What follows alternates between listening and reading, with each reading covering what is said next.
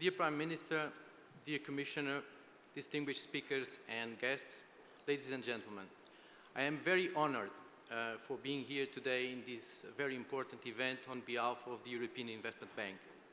The EIB, the EU Bank, has been present in the region for the last decades.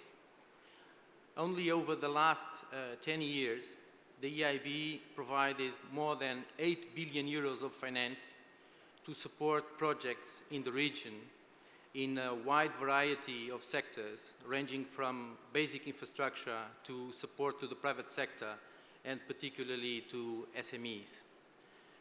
This is an evidence of our resolve to contribute to the socio and economic development of the region and to create the foundations for a successful enlargement policy. It is never enough to underline the importance of digitalization for fostering growth and employment. Digitalization has an impact on the growth of an economy. It has been estimated that a 10% increase in fixed broadband take-up generates a 1.35% increase in GDP growth rate for low and middle income countries. Broadband enables job creation through three main channels: direct jobs created to deploy the infrastructure, indirect jobs created from this activity, and thirdly, additional jobs generated by externalities and spillover effects.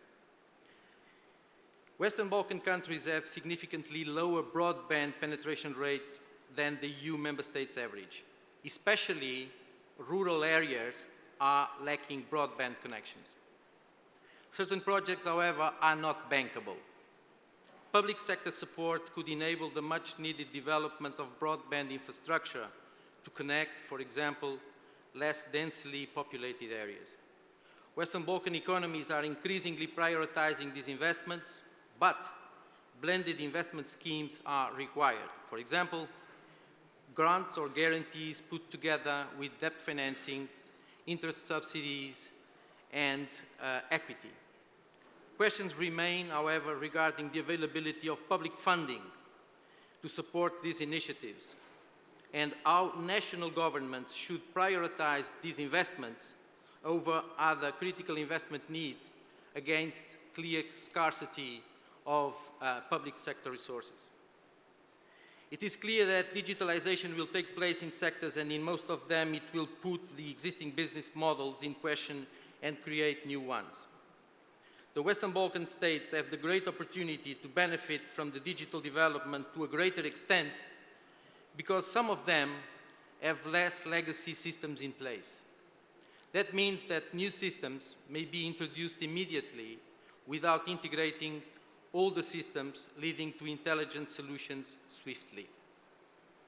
Two other areas, in my view, are of utmost importance for future investment in this sector, and by the way, they were already mentioned by the two previous speakers. First, digital literacy to avoid digital divide and enhance the access to the new technologies by a wide spectrum of the population. And secondly, cybersecurity to ensure safe and reliable communications and to avoid new technologies being used by criminals or breaching basic privacy requirements. Let me turn on the EIB performance over the last few years in this sector worldwide and how this can be a strong foundation for us to contribute to the development of this sector in the region. Over the past 5 years, EIB total lending for innovation and knowledge economy was of about 65 billion euros all over the world.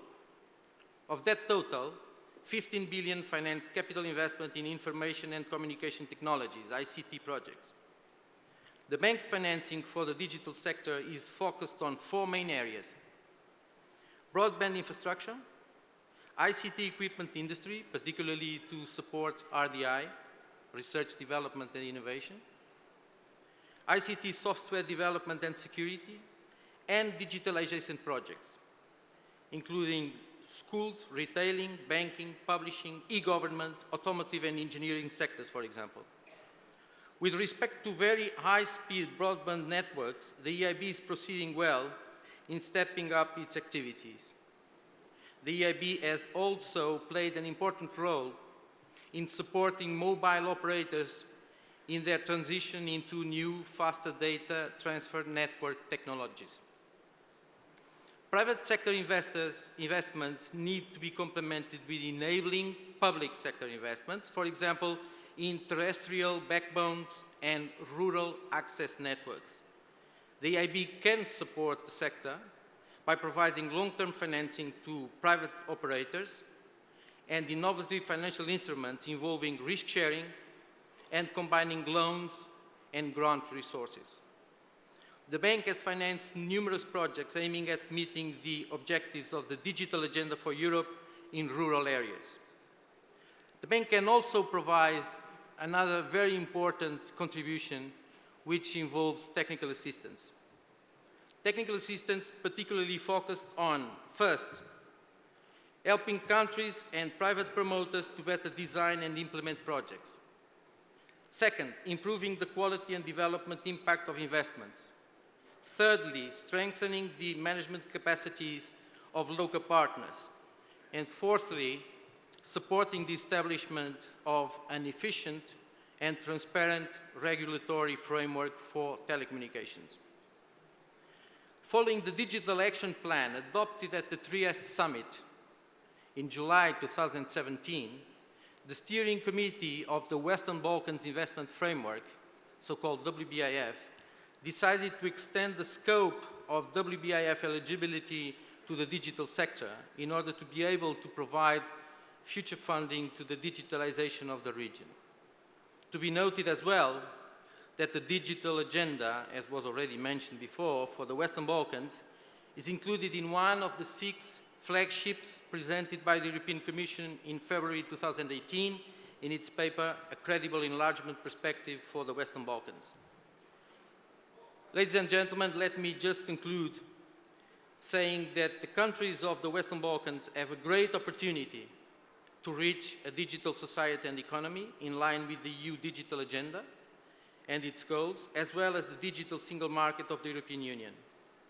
Broadband policies in compliance with the EU goals and roaming regime aligned with the prospects for a digital single market would be concrete first steps. Ladies and gentlemen, the EIB is committed to enhancing digital connectivity networks that underpin the economic development and well-being of the Western Balkans.